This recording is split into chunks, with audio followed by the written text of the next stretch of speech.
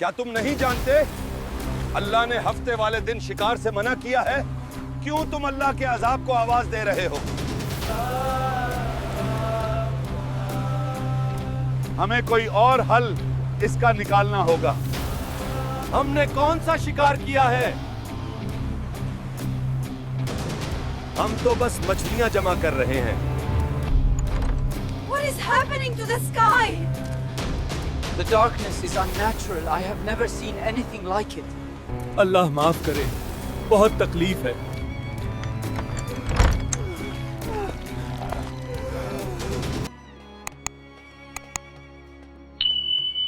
कभी कभी इंसान की नाफरमानी उसे ऐसी मंजिल तक ले जाती है जहाँ से वापस आना मुमकिन नहीं होता।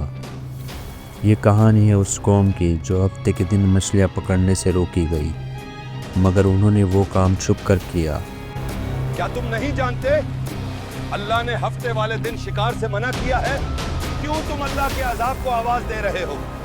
और जब हुक्म खुदा टूटा तो अंजाम ऐसा आया कि ज़मीन कांप उठी और पूरी बस्ती बंदर बन गई। अल्लाह माफ करे, बहुत तकलीफ है।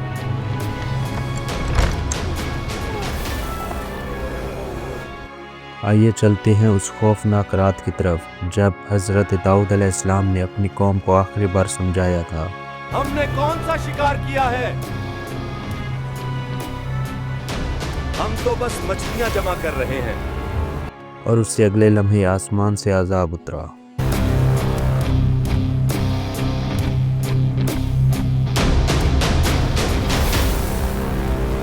लेकिन आखिर ऐसा क्या हुआ, कौन लोग बचे और बंदर कैसे बने, जानने के लिए कहानी आखिर तक देखिएगा।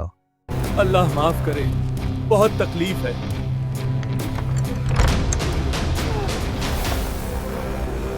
एक बस्ती समंदर किनारे आबाद थी। अल्लाह ने उन लोगों को इज्जत, रिज़्क और आसाइशें दी, लेकिन उन पर एक आजमाइश रखी गई।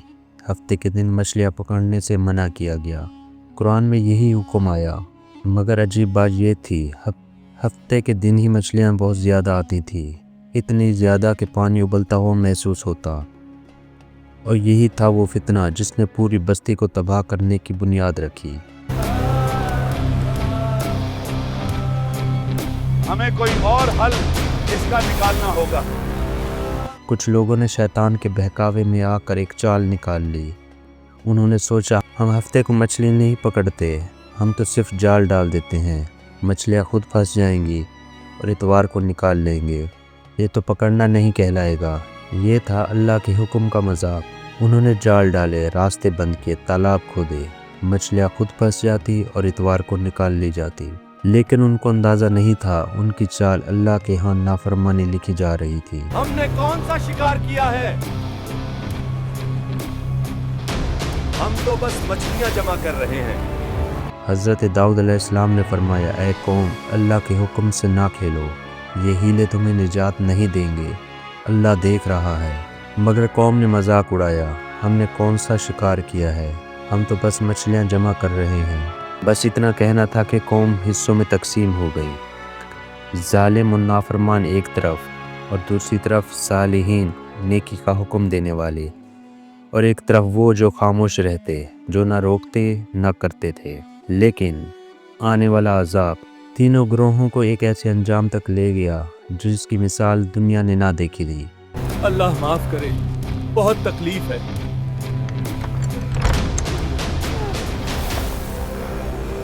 नेकी करने वाले सालिहीन ने कहा, अल्लाह का खौफ करो, ये रास्ता तबाही की तरफ है। खामोश लोग बोले, इन्हें क्या समझाना, ये पहले ही बर्बाद होने वाले हैं।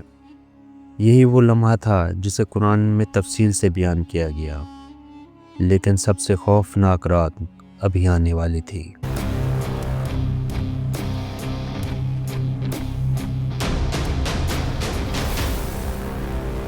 हफ्ते की रात आई, आसमान पर अजीब स्याही छा गई, हवाएं रुक गई, गोया फिजा में मौत तैर रही हो।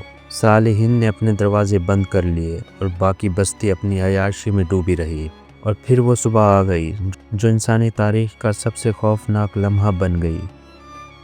सालिहीन ने एहतियातन अपनी बस्ती की तरफ कदम बढ़ाया। हर तरफ खामोशी, कोई आवाज़ नहीं, कोई इंसान नहीं।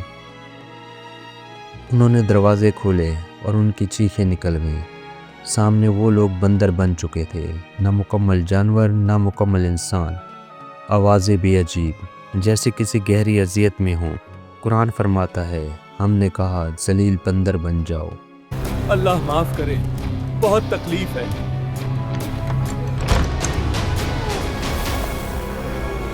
وہ انہیں پہچانتے تھے کیونکہ بندر ان کے کپڑوں کو، ان کے گھروں کو آنسوؤں کے ساتھ پہچان رہے تھے، مگر زبان نہ بولتی تھی۔ لیکن سوال یہ ہے کون بچ گیا اور کیوں؟ صرف ایک گروہ بچا، نیکی کا حکم دینے والے، جو ظلم کے خلاف کھڑے رہے، جو اللہ کے حکم کو نہ توڑنے والے تھے۔ خاموش لوگ جو خود نافرمان نہیں تھے مگر روکنے کی ہمت بھی نہ کی، وہ بھی ہلاک کر دیے گئے۔ کیا تم نہیں جانتے اللہ نے ہفتے والے دن شکار سے منع کیا ہے؟ کیوں تم اللہ کے عذاب کو آواز دے رہے ہو؟ یہاں ایک عظیم پیغام ہے، نقصان صرف برے لوگوں کا نہیں ہوتا، خاموش تماشائی بھی برباد ہوتے ہیں۔ لیکن کہانی کا اصل سبق ابھی باقی ہے۔ وہ قوم 3 دن تک زندہ رہی اور پھر سب مر گئے، نہ ان کی نسل چلی نہ کوئی نشان چھوڑا۔ صالحین نے روتے ہوئے کہا یہ ہے نافرمانی کا انجام۔ اللہ کے حکم سے کھیلنا انسان کو انسان نہیں رہنے دیتا۔ جب اللہ کسی قوم کو آزماتا ہے تو دیکھتا ہے کون اس کے حکم پر قائم رہتا ہے اور کون ظلم سے روکتا ہے اور کون چپ رہ کر گناہ کو پھیلنے دیتا ہے۔ اے انسان، گناہ دروازہ کھول کر نہیں آتے، وہ چھوٹی چوری، چھوٹے بہانے اور چھوٹی نافرمانیوں سے شروع ہوتے ہیں، پھر ایک دن ساری قوم بندر بن جاتی ہے۔ اگر آپ چاہتے ہیں انسانیت باقی رہے تو اپنی زندگی میں کسی گناہ کو چھوٹا سمجھ کر مت چھوڑیں۔ یہی چھوٹا گناہ پوری زندگی کا رخ بدل دیتا ہے۔